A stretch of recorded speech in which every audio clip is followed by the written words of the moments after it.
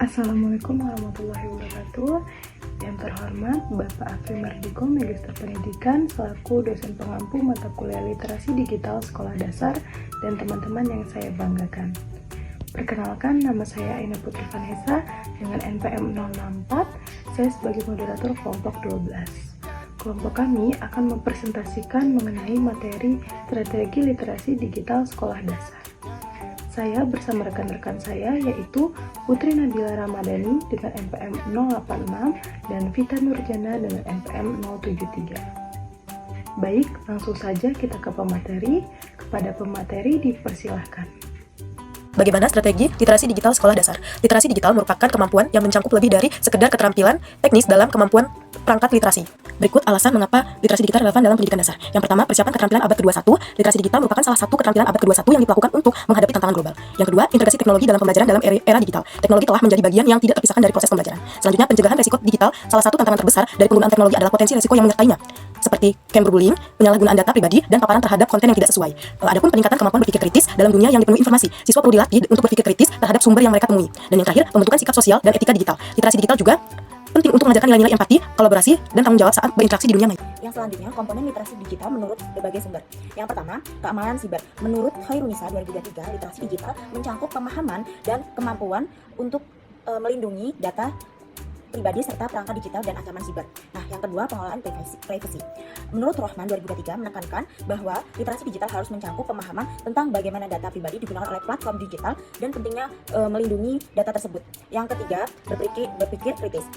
Menurut Yusuf 2023 menekankan bahwa siswa harus dilatih untuk mengenal informasi palsu, menganalisis keadaan sumber, dan membuat keputusan berdasarkan data yang valid. Yang selanjutnya, bagaimana strategi pengelolaan keamanan siber. Nah, di sini ada beberapa untuk meningkatkan keamanan siber, ada langkah yang dapat untuk diterapkan oleh siswa, SD, guru, dan orang tua. Nah, yang pertama, menggunakan kata sandi yang kuat. Dan yang kedua, mengaktifkan pengaturan keamanan. Yang ketiga, memeriksa sumber informasi. Yang keempat, hindari membagikan informasi pribadi. Yang kelima, mengenali ancaman siber. Kemudian ada strategi pengelolaan keamanan siber. Yang pertama ada edukasi tentang keamanan siber. Yang kedua ada pengawasan penggunaan teknologi. Yang ketiga ada membangun komunikasi yang terbuka. Dan yang keempat ada memberikan contoh yang baik. Nah, yang kelima ada kerjasama antara sekolah dan orang tua. Strategi pengelolaan privacy. Nah, yaitu pentingnya menjaga privacy dalam dunia digital. Privasi digital menjadi kebutuhan mendesak di era teknologi, terutama bagi siswa sekolah dasar yang rentan terhadap penyalahgunaan data. Nah, yang kedua, cara siswa untuk memahami konsep data pribadi. Siswa SD perlu diajarkan bahwa data pribadi mencakup informasi yang dapat digunakan untuk mengidentifikasi mereka, yaitu pendekatan. Nah, yang selanjutnya ada strategi untuk mengajarkan konsep pribadi.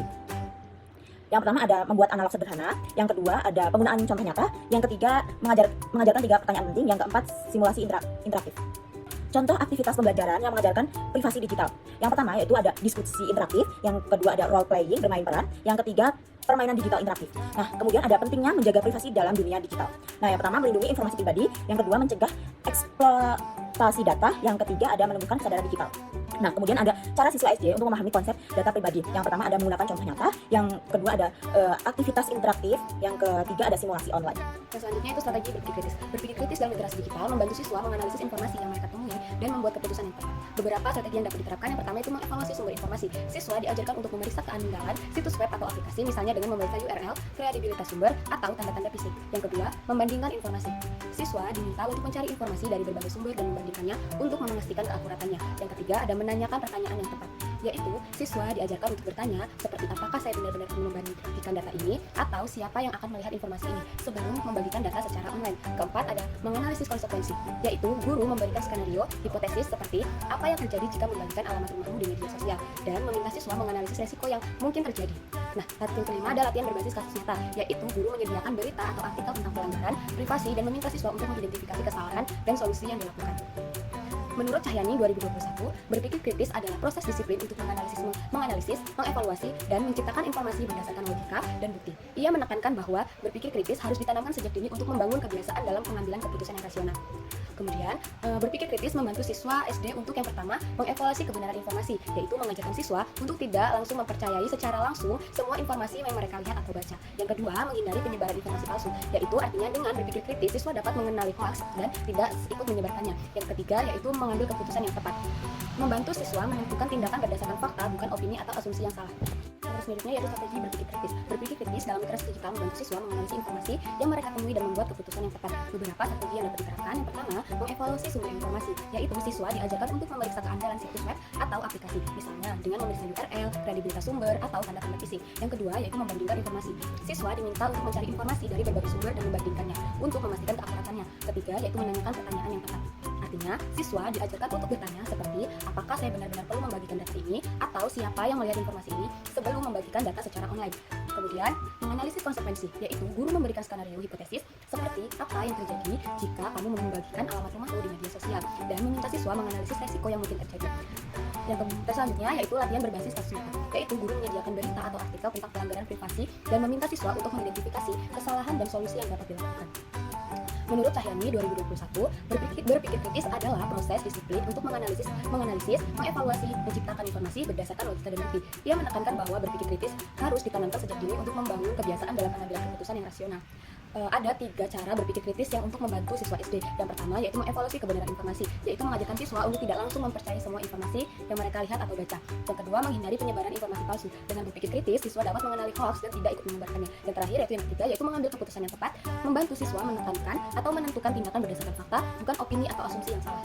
Selanjutnya, mengidentifikasi informasi palsu atau hoax. Informasi palsu atau hoax adalah salah satu tantangan utama dalam literasi digital. Anak-anak seringkali menjadi target empuk karena keterbatasan mereka dalam mengenali keabsahan informasi. Salah satu aspek berpikir kritis adalah kemampuan untuk mengenali dan menghindari hoax. Menurut Sofmayanti 2024, hoax seringkali dirancang untuk memanipulasi emosi pembaca sehingga informasi dapat tersebar dengan cepat. Dalam konteks pendidikan, guru memiliki peran penting untuk membantu siswa mengenali karakteristik informasi yang tidak valid.